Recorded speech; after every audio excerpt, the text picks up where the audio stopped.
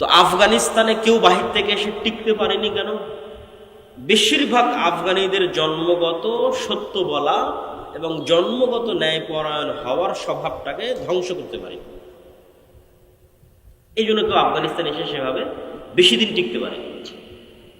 আর যেই জাতিরই আপনি জন্মগত সত্য বলা এবং জন্মগত ন্যায়পরায়ণ হওয়ার স্বভাব ধ্বংস করে দিয়েছেন, আগের 16 বছরের যারা ছিল তারা যেমন বিক্রি হয়ে গেছে, এখন যারা আছে তারাও পাল্লা দিচ্ছে কে কার কাছে বিক্রি হয়ে যাবে, কে আমেরিকার কাছে বিক্রি হবে আর কে ভারতের কাছে বিক্রি হবে। কেন? স্বভাব রক্তের মধ্যে গোলামি, অতএব টাকার কাছে বিক্রি হতে হবে। এখানে আপনি কল্যাণকর যতক্ষণ এই দুইটা মৌলিক নেতৃত্বের মূলনীতি ঠিক না হবে। আল্লামা ইকবাল বলেছেন, সাবাক ফিরসে পর সাদাকাত কা, শুজাআত কা, আদালত কা, লিয়া জায়গা তুঝসে কাম, দুনিয়া কি ইমামত কা। মুসলমানদের মধ্যে নামাজ আদায়কারী মুসলমানের কমতি নাই, মুসলমানদের মধ্যে হাজি মুসলমানের কমতি নাই, দানশীল মুসলমানের কমতি নাই, কিন্তু মিথ্যা বলবে না, সত্য কথা বলবে এবং ন্যায় পরায়ণতার উপর অটল থাকবে, দুর্নীতি করবে না, নিজ দায়িত্বের আমানতের খেয়ালত করবে না। এইরকম মুসলমানেরই অভাব পড়ে গেছে। এইরকম মুসলমান যদি তৈরি হয়ে যায় তো সারা পৃথিবী আবার মুসলমানেরা নেতৃত্ব দেবে। এই বক্তব্য আমি দীর্ঘ গত 1.5-2 বছর দিয়ে এসেছি মুনাফিকের আলামতের উপর, যে বহু মানুষ মুসলমান কিন্তু মুনাফিক। সে হজ করতেছে, মনে করছে আমি হজ করছি, উমরা করতেছি, দান করতেছি, কিন্তু মুনাফিক। কেননা ঈমান থাকলে কখনো মানুষ মিথ্যা বলতে পারে না। অন্তরে যদি ঈমান থাকে, অন্তরে ঈমান থাকলে মানুষ কখনো অন্যায় করতে পারে না, দুর্নীতি করতে পারে না, যদি অন্তরে ঈমান ঢুকে যায়। এই জন্য এবারের আলোচনার বিষয়বস্তু হচ্ছে ঈমান, আল ঈমান বিল গায়ব। আল ঈমান বিল গায়বের উপর বই লেখাও সম্পূর্ণ হয়েছে। আল্লাহর পথে যাত্রা নামে আগামী 6-7 নভেম্বর সালাফি কনফারেন্স, মানে 1 সপ্তাহ পরেই আল জামিয়া সালাফিয়া ডাঙ্গিপাড়া বাবা রাজশাহী, পাকিস্তান, ভারত, সৌদি আরব, বাংলাদেশের বড় বড় আলেম ওলামারা থাকবে। 2 দিন ব্যাপী সম্মেলন। আপনারা যাবেন তো ইনশাআল্লাহ? দাওয়াত থাকলো আপনাদের, আল্লাহ কবুল করুন। তো সেখানে প্রকাশ পাবে আর কি বইটা। তো সেখান থেকেই ধীরে ধীরে টুকটাক আলোচনা নিয়ে আসার চেষ্টা করতেছি। এখন আলোচনা সেভাবে সাজানো গোছানো হয়ে ওঠেনি, যে একদম একদিক থেকে সাজানো গোছানো বলতেই থাকবে এরকম হয়নি। তবে সারমর্ম কথা যতটুকু পারি ততটুকু বলি। ঈমান বিল গায়ব, ঈমান নাই মুসলমানদের। মুসলমানদের ঈমান বিল গায়ব নাই, এটা আরো ভালো বুঝলাম কখন? সরকার পড়ে যাওয়ার পর যখন ইসলামী ঘরানার অসংখ্য দল, মত, মতাদর্শ সবার সাথে উঠা বসা করার আল্লাহ সুযোগ দিল, এবং আলহামদুলিল্লাহ এখনো সে সুযোগটা আছে। সবার সাথে একটা ভালো সম্পর্ক, সুসম্পর্কের ভিত্তিতে যাতায়াত আছে, যাওয়া আসা হয়। তো এই যাতায়াতের ভিত্তিতে আমি আর একটা নতুন জিনিস শিখলাম, যেটা হয়তো আমারও ছিল না, আমার ধারণা। আমি এটা শিখলাম যে আমরা যারা মুসলমান হয়তো দ্বীনের দাওয়াত দিচ্ছি, হয়তো মসজিদ মাদ্রাসা গড়ে তুলতেছি, হয়তো ইসলামী দল পরিচালনা করতেছি, আমাদের এখনো পরিপূর্ণরূপে ঈমান বিল গায়ব অর্জিত হয়নি। অদৃশ্যের উপর বিশ্বাস মজবুত হয়নি যেভাবে সাহাবীদের ছিল। এই 6টা বিশ্বাসের কথা সবাই জানেন। তো ওইটা মুখে বললে কোনো সমস্যা নাই, যে আশহাদু আল্লা ইলাহা ইল্লাল্লাহ আশহাদু আন্না মুহাম্মাদার রাসূলুল্লাহ, কিন্তু এই 6টার কাজ মুখে বলার সাথে না। এই 6টার কাজ কিসের সাথে? অন্তরের সাথে। কিন্তু আমরা এই 6টাও মুখে বলে শেষ করে দিয়েছি, যে আল্লাহর উপর ঈমান আনলাম, ফেরেশতাদের উপর ঈমান আনলাম, নবী রাসূল কিতাবের উপর ঈমান আনলাম, তাকদীরের উপর ঈমান আনলাম, পরকালের উপর আনলাম। মুখ পর্যন্তই শেষ।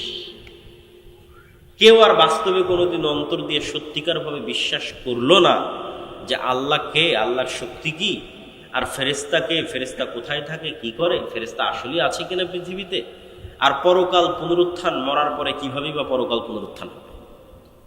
ফলত বললাম মুখে এই কথাগুলো, কিন্তু জীবন চলতে থাকলো দুনিয়ামুখী, বস্তুবাদী। আমরা আমাদের এই অসংখ্য জীবনের অসংখ্য সিদ্ধান্ত দুনিয়াকে সামনে রেখে নিই, দুনিয়াকে কেন্দ্র করে নিই, বস্তুকে কেন্দ্র করে নিই। কখনো অদৃশ্যের উপর বিশ্বাসকে কেন্দ্র করে আমরা সিদ্ধান্ত নেই না। কেননা আমাদের দরকার ইমিডিয়েট রেজাল্ট, এখনই রেজাল্ট দরকার। অতএব এখন এটা ছাড়া আর তো কোনো ওয়ে নাই। তো ব্যক্তিগত জীবনে অসংখ্য উদাহরণ দেওয়া সম্ভব, আমরা জাতীয় জীবনেরই কিছু উদাহরণ দিই।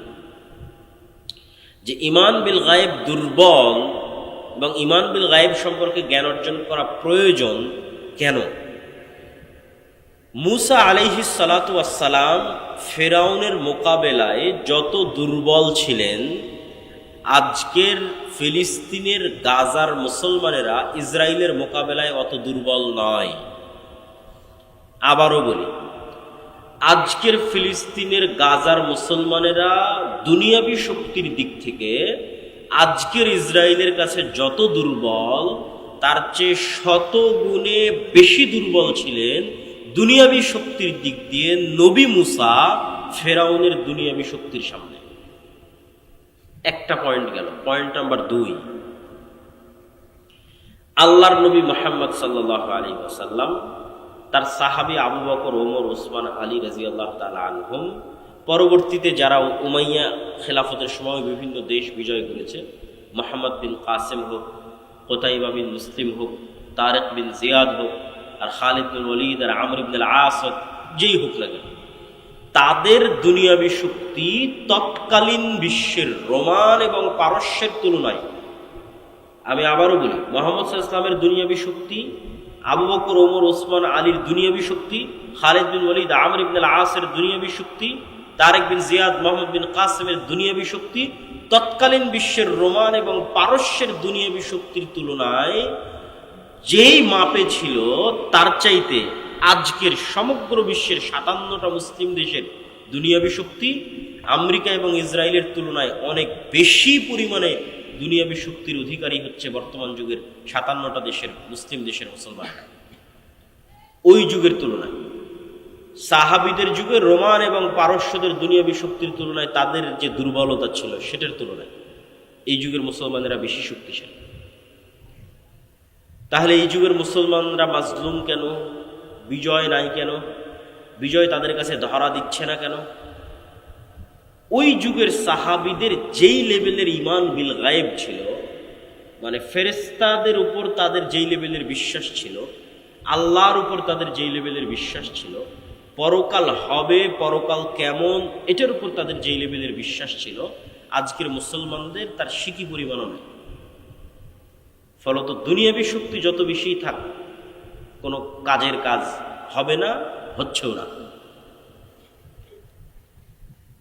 তো মুসা আলাইহিস সালাতু ওয়াস সালামের হাতের লাঠি আল্লাহ সুবহানাহু তাআলা পরিবর্তন করে দিলেন সাপে, এবং সাপে পরিবর্তন করে দেওয়ার মাধ্যমে মুসা আলাইহিস সালাতু ওয়াস সালামকে আল্লাহ সুবহানাহু তাআলা শিখালেন যে পৃথিবীতে তোমরা চোখে যা দেখো, এর আড়ালেও অনেক কিছু আছে যেগুলোর উপর আল্লাহ ক্ষমতাবান এবং তিনি করতে পারেন। আর এটা এমনি হাতের লাঠি নয়, এটা মুসা আলাইহিস সালাম দীর্ঘদিন থেকে ব্যবহার করতেন সেই হাতের লাঠি। এই লাঠি দিয়ে পাতা পাড়তেন, এই লাঠি দিয়ে পুকুর পার হতেন, নদী পার হতেন। সেই লাঠিকে আল্লাহ সাপ বানিয়ে দিয়েছে, এবং জাদুর সাপ নয়, চোখের ভেলকির সাপ নয়, একদম তরতাজা জ্যান্ত সাপ। ঠিক যেভাবে পুকুরের নদীতে আস্ত আল্লাহর সৃষ্টি যে সাপ আছে, সেই সাপ। জাদুকরেরা সিজদায় পড়ে গেছিল এই কারণে, জাদুকরদের দড়িও সাপ হয়ে গেছিল, কিন্তু ওই সাপগুলো ছিল জাদুর সাপ, চোখের ভেলকির সাপ। আর মুসা আলাইহিস সালামের সাপ ছিল আস্ত সাপ, ওকে সবকে খেয়ে নিয়েছে। তো মুসা আলাইহিস সালাতু ওয়াস সালামকে আল্লাহ শিখিয়েছেন ঈমান বিল গায়েবের উপর মজবুত আস্থা এবং বিশ্বাস, আল্লাহর ক্ষমতার উপর আস্থা এবং বিশ্বাস। মুসা আলাইহিস সালাতু ওয়াস সালাম যদি আল্লাহর ঈমান বিল গায়েবের উপর মজবুত আস্থা এবং বিশ্বাস না রাখতেন, তাহলে মুসা আলাইহিস সালামকে দুনিয়াবী দিক থেকে ফেরাউনের বিরুদ্ধে বিজয়ী হতে হতো, দুনিয়ার দিক থেকে। আর দুনিয়ার দিক থেকে বিজয়ী হওয়ার জন্য মুসা আলাইহিস সালাতু ওয়াস সালামের কাছে কোনো রাস্তা থাকতো না কম্প্রোমাইজ ছাড়া। কেননা মুসা আলাইহিস সালাতু ওয়াস সালামের তো কোনো দুনিয়াবী শক্তি নাই, অতএব তাকে কম্প্রোমাইজ করতে হবে। তো আজকের মুসলমানেরাও মনে করে নিয়েছে যে আমাকে এখনই সফল হতে হবে, অতএব এখনই সফল হওয়ার জন্য, কেন ঈমান বিল গায়েব নাই, ফেরেশতার অস্তিত্বে, পরকালের অস্তিত্বে, আল্লাহর অস্তিত্বে এবং শক্তি ক্ষমতায় বিশ্বাস নেই। অতএব এখনই যদি আমি সফল হতে যাই, তাহলে দুনিয়াবি যে রাস্তাগুলো আছে এই রাস্তাগুলোই আমাকে অবলম্বন করতে হবে। আর দুনিয়াবি রাস্তায় যদি অবলম্বন করতে যাই, কেন ঈমান বিল গায়েব আমার দুর্বল, নিচে, তো দুনিয়াবি রাস্তায় যদি অবলম্বন করতে চাই, তাহলে মন্দির পাহারা দিতে না গেলে তো ভোট পাওয়া যাবে না। অতএব আমাকে এই রাস্তা অবলম্বন করতে হবে। যদি এর চাইতেও কোনো খারাপ রাস্তা অবলম্বন করা লাগে, তাহলে সেটাও করা যেতে পারে, মানে করা হতে পারে। কেননা আমার মাথায় আছে যে দুনিয়াবি লজিকই একমাত্র সফলতা সম্ভব। গায়েবের সহযোগিতা বলে কিছু আছে, ঈমান বিল গায়েব, ফেরেশতার অস্তিত্ব বলে কিছু আছে, পরকালমুখী সিদ্ধান্ত বলে কিছু আছে, এটা আমাদের ব্রেন থেকে আউট হয়ে গেছে। এটা শুধু আমি জাতীয় জীবনে বলতেছি না, বাস্তব জীবন, আপনাদের ব্যক্তিগত জীবনে, আপনাদের পারিবারিক জীবনে সেম অবস্থা। তো আজকে আমরা ঈমান বিল গায়েবের একটা অংশের উপর আলোচনা করব, আল ঈমান বিল মালাইকা, ফেরেশতাদের উপর বিশ্বাস। ফেরেশতারা কিসের তৈরি বলেন তো? নূরের তৈরি।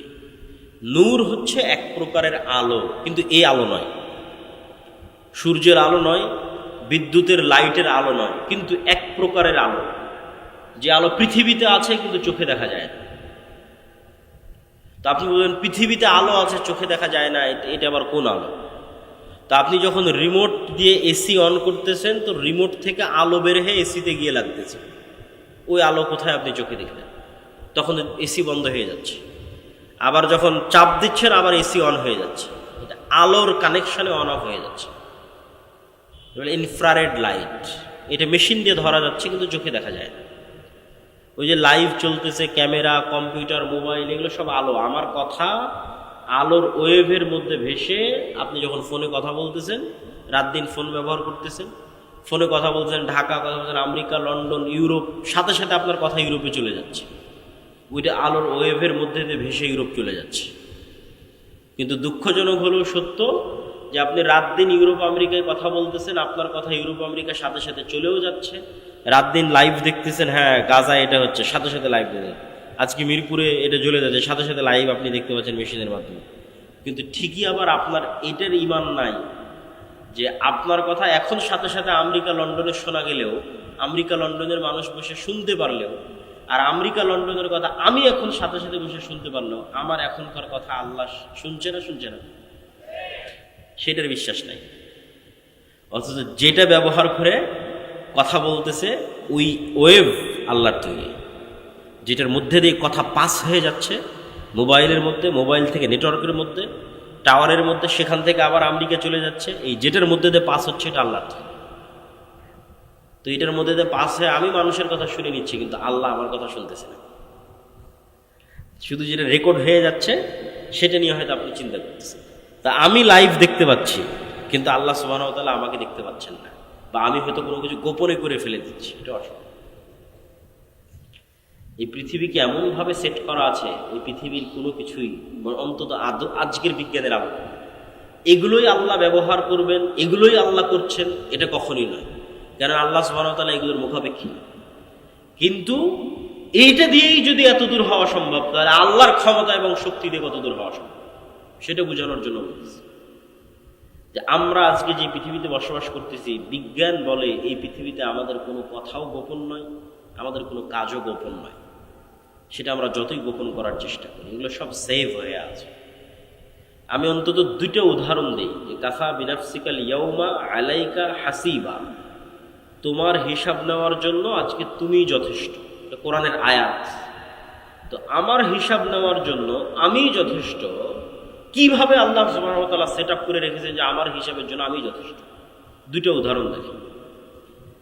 আল্লাহ সুবহানাহু ওয়া তাআলা কিভাবে করবেন তা আল্লাহ সুবহানাহু ওয়া তাআলা ভালো জানেন, কিন্তু বিজ্ঞানের আলোকে আমি দুইটা উদাহরণ দিই, যেটাতে এখন যদি আমরা চাই যে আপনার বিচার করব, মানুষ যদি চায় যে মানুষের বিচার করবে, আর আল্লাহ যদি মানুষকে ক্ষমতা দিয়ে দেয়, তো মানুষও পারবে।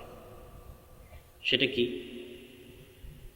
বেশি না, একটু ছোট্ট কল্পনা করেন যে আমার এই কথা আলোর মধ্যে দিয়ে আমেরিকা চলে যাচ্ছে, ওয়েভের মধ্যে দিয়ে, ওইটা দিয়ে আমরা লাইভ দেখতেছি, ওইটার উপরে ইন্টারনেট টিকে আছে। তো এই যে আলোর যে একটা গতি, আলো অন করেন, অফ করার পর অন করেন, ওখান থেকে আসতে একটু হলেও সময় লাগে। এটা টর্চ লাইট ছাড়েন, একটু হলেও ওই মাথায় যেতে সময় লাগে। এই যে যত দ্রুত আলোটা চলে গেল, এই আলোর যাওয়ার যে গতি, এই গতির চাইতে আমরা দ্রুত কোনো গতির যন্ত্র বানিয়ে ফেলেছি। কল্পনা করেন যে আমরা এমন একটা যন্ত্র বানিয়ে ফেলেছি যে যন্ত্র আলোর চেয়ে জোরে যায়। তারপরে আলোর গতিতে 30 বছর চললে যত দূরে যাওয়া সম্ভব, আমরা ওর চেয়ে জোরে তত দূরে পৌঁছে গেছি। মানে একটা গাড়ি 100 কিলোমিটার গতিতে চললে যত দূর যায়, আমি বিমান দিয়ে তার আগে ওখানে বসে আছি, তার আগে ওখানেই চলে গেছি বিমান দিয়ে। তাহলে এখন আলো 30 বছর চললে যত দূর যাবে, আমি তার চেয়ে দ্রুত গতির কোনো যন্ত্র দিয়ে তার আগে চলে গেছি। গিয়ে ওই 30 বছর আগে গিয়ে, তথা 30 বছরের দূরত্বের পথে গিয়ে আপনি কল্পনা করেন যে মোবাইলের মতো একটা যন্ত্র আপনি বানিয়ে ফেলেছেন, শক্তিশালী একটা দূরবীন বানিয়ে ফেলেছেন, দিয়ে যদি পৃথিবীর দিকে তাক করেন, তাহলে 30 বছর আগে আপনি এই পৃথিবীতে যা যা করছিলেন তা লাইভ আপনি দেখতে পাবেন। কেন? ওইটা আলোর মধ্যে ভেসে ভেসে যাচ্ছিল, যেমন লাইভের মধ্যে মোবাইলের মধ্যে ভেসে যাচ্ছে। এখন খুব দ্রুত আলো যাচ্ছে, এই জন্য আমি বুঝতে পারতেছি না, সাথে সাথেই চলে যাচ্ছে। তো এখানে আলোকের চাইতে আমরা দ্রুত 30 বছর আগে চলে যাব, 30 বছরের দূরত্বের পথ চলে যাব। তাহলে 30 বছর আগে আমি আবদুল্লাহ রাজশাহীর নওদাপাড়ায় অথবা রাজশাহীর ডাঙ্গিপাড়ায় হাঁটছিলাম, খেলছিলাম, ঘুরছিলাম, আমার ওই হাঁটা খেলার দৃশ্য আমি দেখতে পাবো, আমার চোখে দেখতে পাবো যে ওই যে আমি হাঁটতেছি, খেলতেছি, ঘুরতেছি। 1400 বছর আগের যদি এরকম আলোর সফর করা যায়, তাহলে বদরের যুদ্ধ লাইভ দেখা যায়। অসম্ভব নয়, বাস্তব সত্য। মুহাম্মদ সাল্লাল্লাহু আলাইহি ওয়াসাল্লামের পুরো জীবনী দূরবীন দিয়ে লাইভ দেখা যায়। কিন্তু মানুষ আলোর চেয়ে গতি অর্জন করতে পারবে না, যেতেও পারবে না, দেখতেও পারবে না, সেটা ভিন্ন কথা। কিন্তু আপনার একটা কাজও হারিয়ে যায়নি, সব সেভ হয়ে আছে আলোর মধ্যে, আর আপনার সব কথা আপনি শুনতে পারবেন। তো কাফা বিনাফসিকাল ইয়াউমা আলাইকা হাসিবা, আপনার নিজের বিচার করার জন্য আপনি যথেষ্ট। এবার আরেকটা বলি যে আপনার নিজের বিচার করার জন্য আপনি যথেষ্ট, সেটা কি? আপনার মোবাইলের মেমোরি কার্ড, অনলাইনের ডাটা, এগুলো সবাই খুব ভালোভাবে জানেন যে অনলাইনের কোনো ডাটা হারায় না। কোথায় ফেসবুকে যদি কোনো কমেন্ট করে থাকেন ওটা থাকে, কোথাও যদি ফেসবুকে মেসেজ দিয়ে থাকেন ওটা থাকে, কোনো লাইভ করে থাকেন সেটা থাকে, ফেসবুক কর্তৃপক্ষের কাছে থাকে, আপনি রাখলে থাকে। অনলাইনে কোনো টাকা ট্রান্সফার হলে সেটা হারায় না, সেটা থাকে। এগুলো কোনো কিছু হারায় না, মেমোরি কার্ডের মতো ডাটা সেন্টারের মতো সেভ হয়ে থাকে। তো আমরা যে আমাদের শরীরের সাথে এগুলো সব কম্পিউটার ক্যামেরার চাইতে ভয়ঙ্কর কিছু বহন করে নিয়ে বেড়াচ্ছি, সেটা হচ্ছে আমাদের মাথা। সবগুলোর সাথে ভয়ঙ্কর।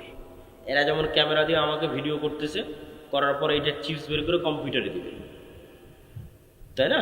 সেখানে এটা সেভ হয়। তো আমার এটা ক্যামেরা, আমি এটাতে যা যা দেখতেছি সব এখানে সেভ হচ্ছে, আমার মেমোরিতে সেভ হচ্ছে।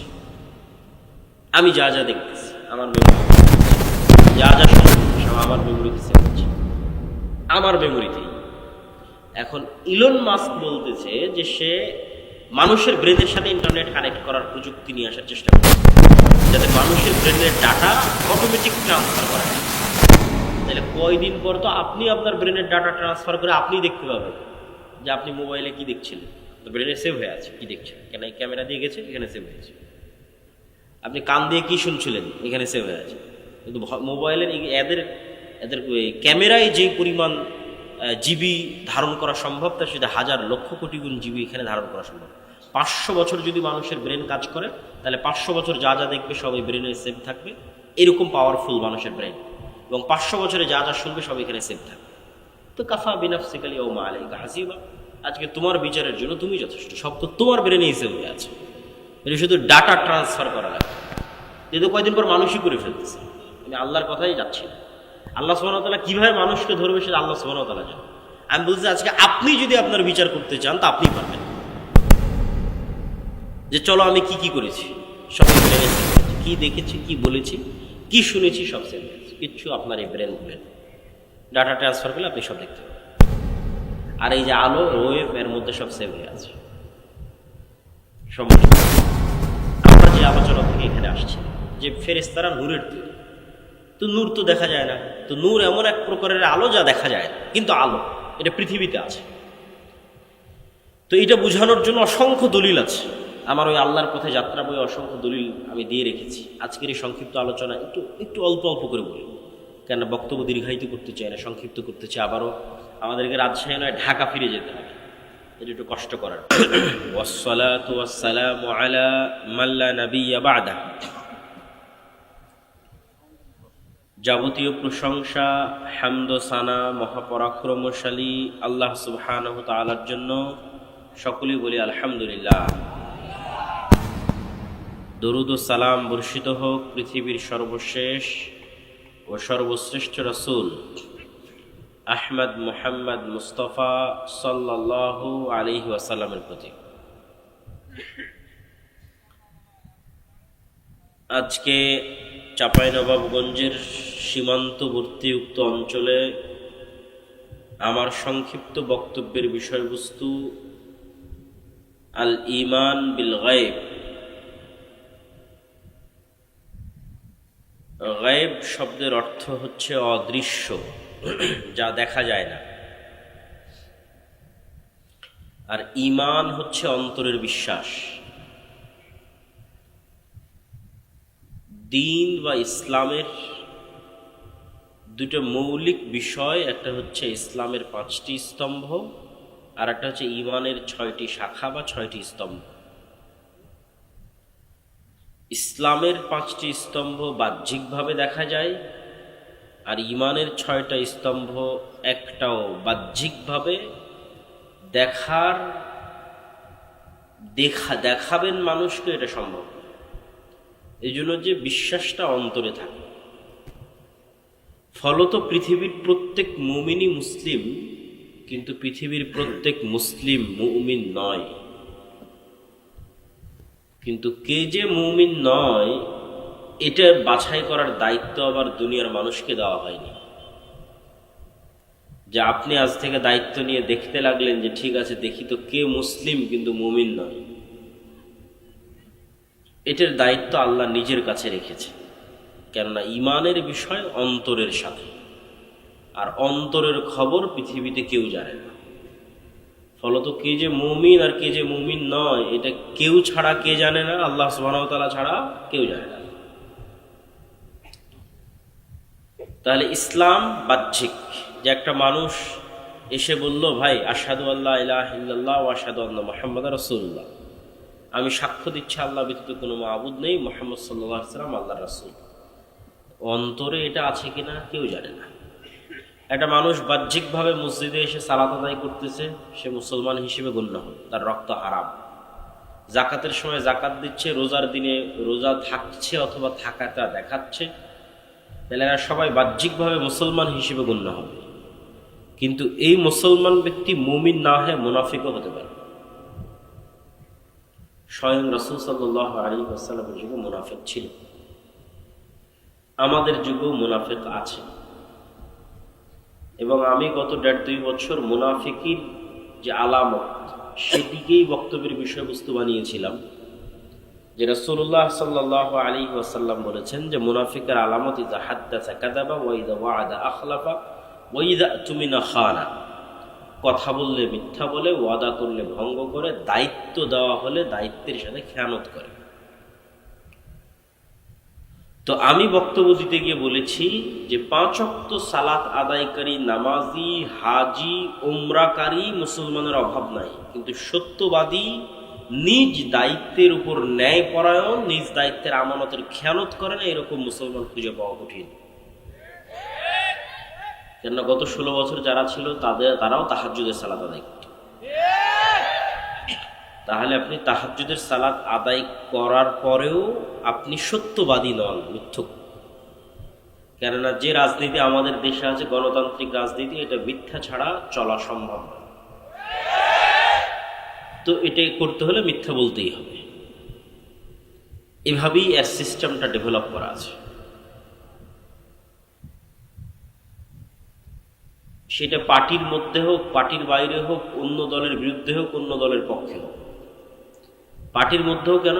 কেননা একই আসনে 5 জন 10 জন করে মনোনয়ন নেওয়ার জন্য প্রতিযোগিতা করতেছে।